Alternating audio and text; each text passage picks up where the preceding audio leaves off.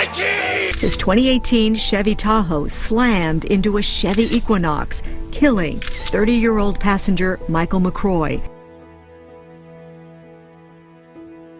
Get to the hospital to see my baby laid out with tire marks on his arms, on his face. Miss Pelt knows what my son meant to me. She knows the damage she caused. And I'll never let it go.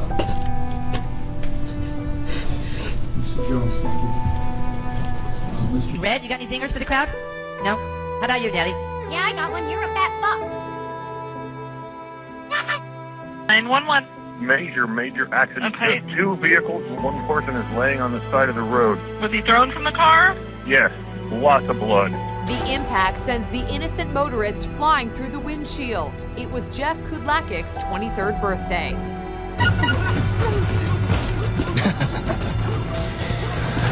That's actually hilarious. If you think drunk driving is that funny, then you should try telling that to the family of Brooklyn Moran. She was 13 years old from Plano, Texas. She was struck by an alleged drunk driver, leaving her family devastated. What about Alexander Sparov, a man who was bound to a wheelchair and was killed by an alleged drunk driver in Massachusetts? And not even that, the man, Stephen Bindo, who hit him, fled the scene after knowingly striking a man with his car who was in a wheelchair. And I would love to hear what the family of Caden Rainwater would think if you told them that drunk driving is hilarious. Caden Rainwater was 8 years old when he was killed due to a drunk driving incident. He was 8. He was literally 8 years old. There's actually a GoFundMe for Caden, so I'll put that in the description.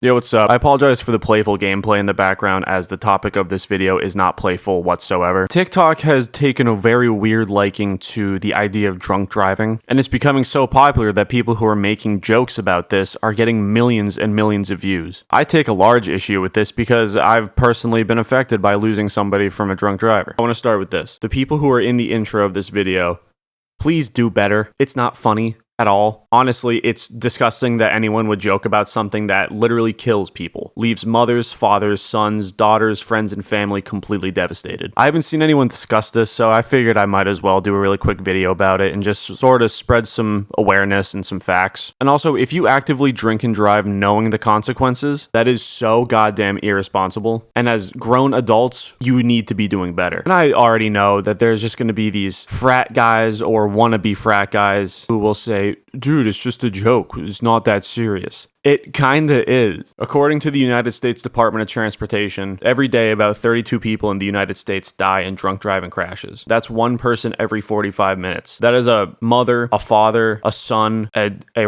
relative gone every 45 minutes. These deaths were all preventable. And you know what's not helping? Romanticizing it and making jokes about it. In 2020, 11,000 people died from drunk driving accidents. And you can call this dark humor if you want. I wouldn't consider it that, considering it's not funny at all. I don't know how many times I have to say that, but for some reason, I just can't seem to get away from people who think it's so funny. And if I could block every single fucking person who's made one of these videos, I would, but there are so many of them now. And these families who are losing loved ones, do you think that they would appreciate any of these videos? Probably not. And I'm sure that these kids who are posting these videos wouldn't legitimately drink and drive, because I hope that they're smarter than that. And I know that they're just making these for attention and clout and engagement. However, you need to be aware of the young teenager audience that TikTok has. And these kids are impressionable, man. And they're probably also the demographic who are probably just getting their driver's license, just in high school and being introduced to alcohol. When I was younger, it was drilled into my brain that it was not okay. I was taught very, very strictly that no matter what, call an Uber, call a friend, call my parents, whatever, if I ever need a ride. And I've stuck with that. I think that it is so easy and so preventable. But yeah, call me a buzzkill if you want, but I know for a fact that the families of those who will never see their children again, never see their parents again, would also want to help prevent drunk driving. And that's why I'm making this video. And the last thing I want to talk about is, which is so ridiculous, is every single comment on all of these posts are like completely supporting it. And it's like, guys,